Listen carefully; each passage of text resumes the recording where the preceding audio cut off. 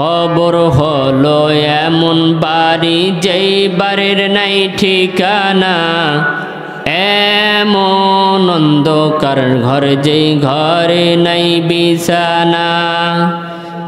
ইমান আমলে মরলে কবর, কোরআন হাদিসের আমলে কবর আলোকিত হয়। আল্লাহ আল্লাহ বলতে বলতে মরণ যেন হয়। মরণ কালে জবান যেন কালিমা নসিব হয়।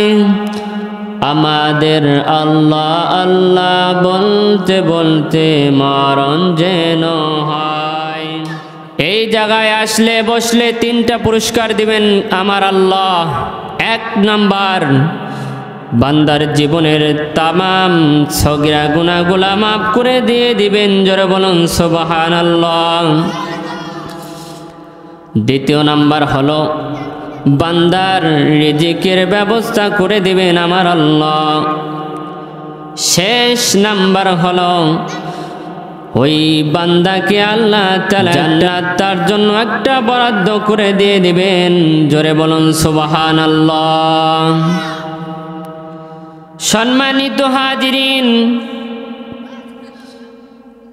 আজকের মাহফিল হচ্ছে, সামনে মাহফিল আমরা পাবো কি পাবো না এই গ্যারান্টি আমরা দিতে পারবো না, কিন্তু আমরা দলের মধ্যে বিশ্বাস স্থাপন করে নেই এই মাহফিল থেকে যদি আপনারা মাহরুম হয়ে যান তাহলে এই মাহফিল কিয়ামতের ময়দানে আপনার জন্য আসামি হয়ে দাঁড়াবে।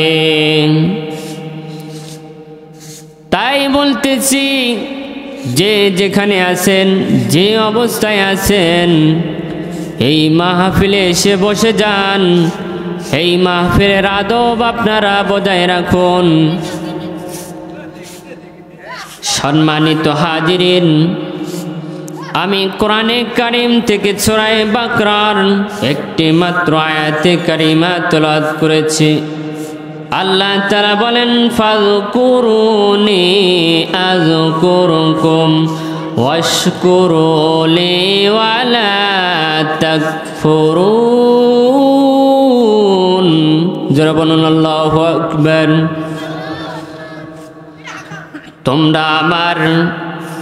তোমরা আমাকে স্মরণ করো, আমি আপনাকে স্মরণ করব। যদি আল্লাহকে আমরা স্মরণ করতে পারি, আল্লাহ পাক আমাকে স্মরণ করবে। তোমরা আমার প্রতি কৃতজ্ঞ হও এবং অকৃত হও না। বান্দারে, তুমি যদি আল্লাহর হয়ে যাও, আল্লাহ তোমার হয়ে যাবে। আল্লাহর কাছে তুমি কিভাবে চাইবা আল্লাহ সেটাও বলে দিয়েছেন। ইয়া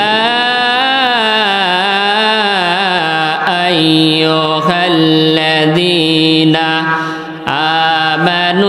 আমানুস্তাঈনু বিস-সাবরি ওয়াস-সালাহ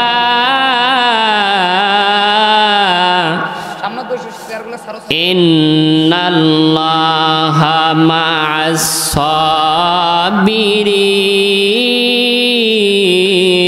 জোরে বলুন আল্লাহু আকবার। আল্লাহ তাআলা বলেন, হে ঈমানদার, তোমরা ধৈর্য নামাজের সাথে, নামাজ দ্বারা তোমরা আমার কাছে প্রার্থনা করো, আমি তোমার প্রার্থনা কবুল করে নেব। নিশ্চয় আমি আল্লাহ ধৈর্য দিলে ধৈর্য ধারণকারী যারা ব্যক্তি তাদের সঙ্গে আমি রয়েছি। তাহলে বুঝতে হলো আমাকে দুনিয়ার যা কিছু কাজ করা লাগবে একমাত্র এই রবের গোলামি করা লাগবে। দ্বিতীয়তে আমরা কাউরে গোলামি করব না। সম্মানিত ভাইরা, এই নামাজের তাগিদ দিয়েছিলেন মায়ার নবী রাহমাতুল লিল আলামিন। যেদিন শেষ বিদায় নেবেন রাহমাতুল লিল আলামিন মেয়ের কথা বললেন না, স্ত্রী পুত্র সন্তানের কথা, কাউনে কথা বললেন না, মৃত্যুর শেষ পর্যায়ে বললেন আসসালাত আসসালাত আসসালাত ওয়া মা বালাগাত আইমানুকুম, নামাজ নামাজ, আমার উম্মতেরা নামাজ ছেড়ে দিও না। সেই মুসলমান আজকে নামাজ বাদ দিয়ে, ইসলাম বাদ দিয়ে, কোরআন বাদ দিয়ে, হাদিস বাদ দিয়ে, ইসলামকে বাদ দিয়ে অন্য ধর্মের প্রতি চলতেছে, অন্য ধর্মের আইন পালন করেছে। যদি একবার আল্লাহর আইন বাদ দিয়ে যদি তুমি অন্য কারো আইন যদি পালন করো, আল্লাহ বলেছেন ফালাই ইউকবালা মিনহু ওয়া হুয়া ফিল আখিরাতি মিনাল খাসিরিন। আল্লাহর আইন বাদ দিয়ে কারো আইন পালন করা যাবে না, কারো ধর্ম অনুসরণ করা যাবে না। তাই মুসলমান বলতেছি, একমাত্র আমরা সাহায্য চাবো কার কাছে? যেই আল্লাহ আপনাকে আমাকে দুনিয়াতে সৃষ্টি করলেন, যে আল্লাহ তাআলা আপনাকে আমাকে ভালোবেসে মুসলমানের ঘরে পাঠিয়ে দিলেন, মুসলমানের ঘরে যা কিছু করার লাগবে আল্লাহ তাআলা সব কিছু দিয়ে দিলেন। আল্লাহ তাআলা পরের আয়াতে আল্লাহ তাআলা বলেন, যারা আমার পথে আসে, আমার দিকে সাড়া দেয়, আল্লাহ তাআলা বলেন ওয়ালা তাকুলু লিমান ইউকতালু ফি সাবিলিল্লাহি আমওয়াত বাল আহইয়াউ ওয়ালাকিন লা তাশউরুন। জোরে বলুন আল্লাহু আকবার। এবং যারা আল্লাহর পথে যারা নিজে নিহত হয় তাদেরকে তোমরা মৃত্যু বলো না। যারা জিহাদ করে, আল্লাহর রাস্তায় যারা জীবন দেয় তাদেরকে তোমরা মৃত্যু বলো না, তারা জীবিত। বান্দারে, তোমরা বুঝতে পারতেছ না, যেদিন তোমরা বুঝবা ইসলাম তাকে কত শান্তি দিয়েছে, ইসলাম কত সুন্দর ধর্ম, সেদিন তুমি বুঝতে পারবা, যেদিন তুমি দুনিয়া থেকে চলে যাবা। তাই বলতেছি, এই আল্লাহর পথে আমাদের জীবন দেওয়ার দরকার আছে না নাই? এই যে এতগুলা ধর জাম্পা চলে গেল, এই ইসলামের শত্রুরা, ইসলামের যারা অসুশত্রু, এরা দেশ থেকে তাড়িয়ে গেল, বাংলার জমিনে এদের জায়গা হয়নি। শুধু ইসলামকে আল্লাহ তাআলা এমন একটি ধর্ম দিয়েছেন যেটা মানব কল্যাণের জন্য দিয়েছেন। জোরে বলুন সুবহানাল্লাহ। তাই বলতেছি, বান্দারে, পরের আয়াতে আল্লাহ বলেন, বান্দারে আমাকে তোমরা ভয় করো। কেমন ভয় করা লাগবে? সামান্য পুলিশ যদি আপনার বাড়িতে আসে, তার অস্ত্র দেখে তুমি ভয় করো, আমার আল্লাহর জান্নাত এবং জাহান্নাম, তুমি জাহান্নামটা দেখো নাই রে বান্দা? এই জাহান্নামটা কতটুকু হবে তা তুমি দেখো নাই? একবারও কি তুমি চিন্তা করে দেখো না? আল্লাহ তাআলা বলে দিয়েছেন, ওয়ালা নাবলুওয়ান্নাকুম বিশাইইম মিনাল খাউফি ওয়াল জুই ওয়া নাকসিম মিনাল আমওয়ালি ওয়াল আনফুসি ওয়াস সামারাত ওয়াবাশশিরিস সাবিরিন।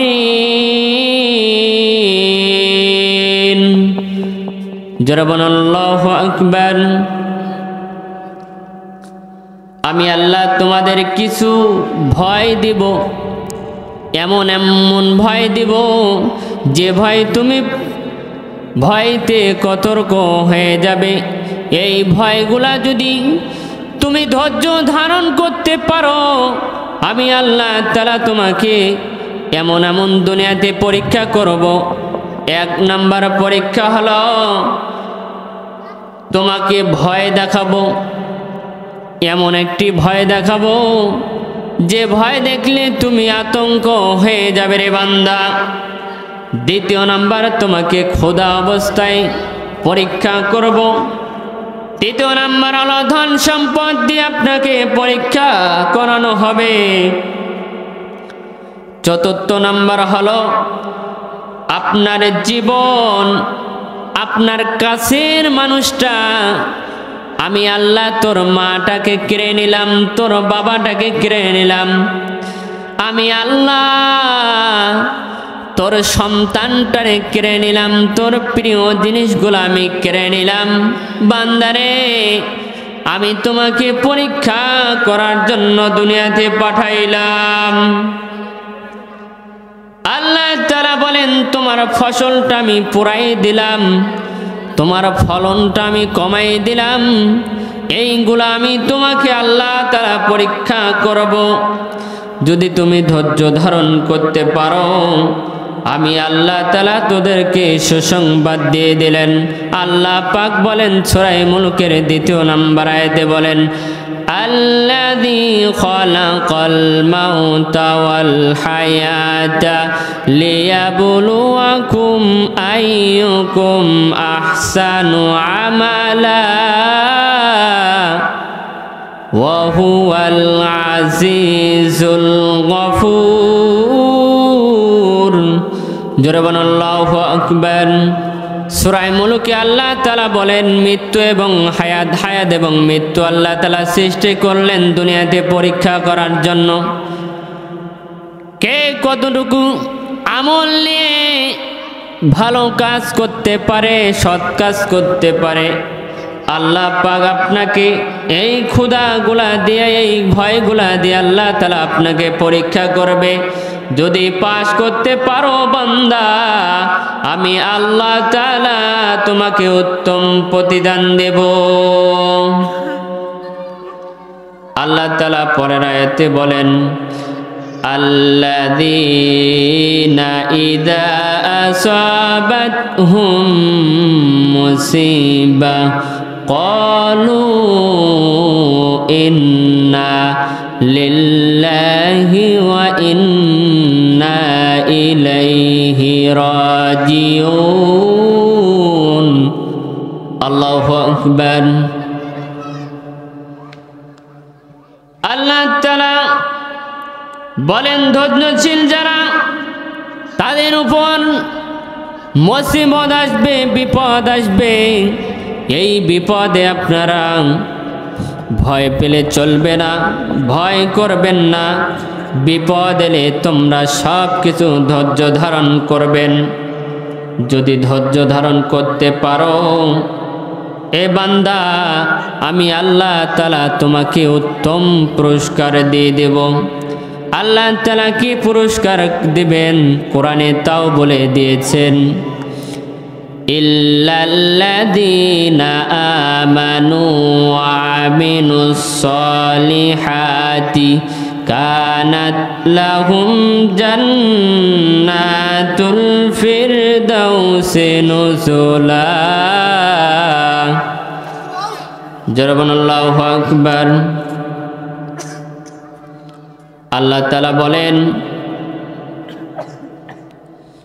তোমাকে আমি এমন পুরস্কার দেব, ধৈর্য ধারণ করতে পারলে আমি আল্লাহ তাআলা তোমাকে জান্নাতুল ফিরদাউস নসিব করে দেব। জোরে বলুন সুবহানাল্লাহ। আল্লাহ তাআলা পরের আয়াতে অনেক কিছু বলে দিলেন। বন্ধুগণ আমার, এ সকল লোকদের প্রতি আল্লাহর রহমত আসবে। আল্লাহ তাআলা যা কিছু করেছেন একমাত্র সৎ কাজের আদেশ দেওয়া লাগবে, অসৎ কাজ থেকে ফেরার লাগবে।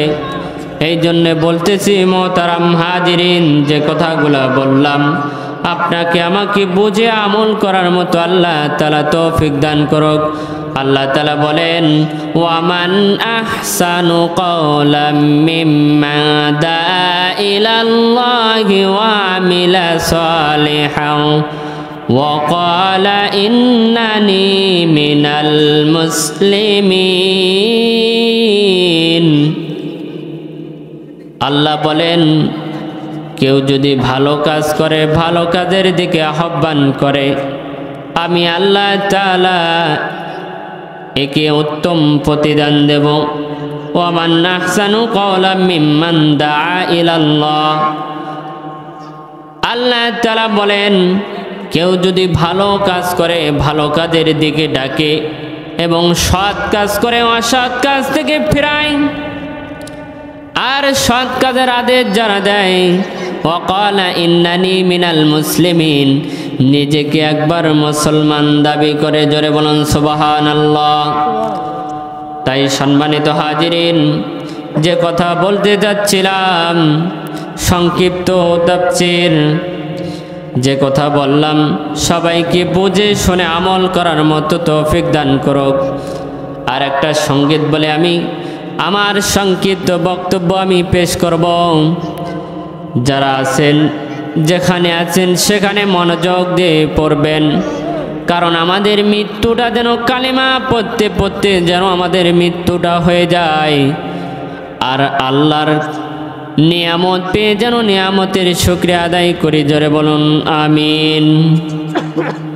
আমাদের আল্লাহ আল্লাহ বলতে বলতে মরণ যেন হয়, আমাদের আল্লাহ আল্লাহ বলতে বলতে মরণ যেন হয়, মরণ কালে জবান যেন কালিমা নসিব হয়, আমাদের আল্লাহ আল্লাহ বলতে বলতে মরণ যেন হয়, মরণ কালে জবান যেন কালিমা নসিব হয়, কবর হলো এমন বাড়ি যেই বাড়ির নাই ঠিকানা,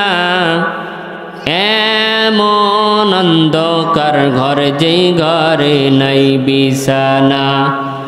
থাকবে বিছানা? কোনো বিছানা থাকবে না, শুধু মাটি আর মাটি, সামনে মাটি পিছনে মাটি, ডানে মাটি বামে মাটি, তিনটা কাপড় আপনাকে দেবে। তাই দুনিয়ার মোহব্বত ছেড়ে দিয়ে আখিরাতের মাল সামানা কামাই করুন। কবর হলো এমন বাড়ি যেই বাড়ির নাই ঠিকানা, এমন অন্ধকার ঘর যেই ঘরে নাই বিছানা, ঈমান আমলে মরলে কবর, কোরআন হাদিসের আমলে কবর আলোকিত হয়, আল্লাহ আল্লাহ বলতে বলতে মরণ যেন হয়, মরণ কালে জবান যেন কালিমা নসিব হয়, আমাদের আল্লাহ আল্লাহ বলতে বলতে মরণ যেন হয়। মুনকির নকিরের তিনটি প্রশ্নের জবাব সঠিক হলে কবর থেকে জান্নাত মুখী দরজা যাবে খুলে। মারহাবা বলেন। মুনকির নকিরের তিনটি প্রশ্নের জবাব সঠিক হলে কবর থেকে জান্নাত মুখী দরজা যাবে খুলে। রোজ হাসরের কঠিন দিনে, রোজ হাসরের কঠিন দিনে নেই তো কোনো ভয়, আল্লাহ আল্লাহ বলতে বলতে মরণ যেন হয়, মরণ কালে জবান যেন কালিমা নসিব হয়, আল্লাহ আল্লাহ বলতে বলতে মরণ যেন হয়।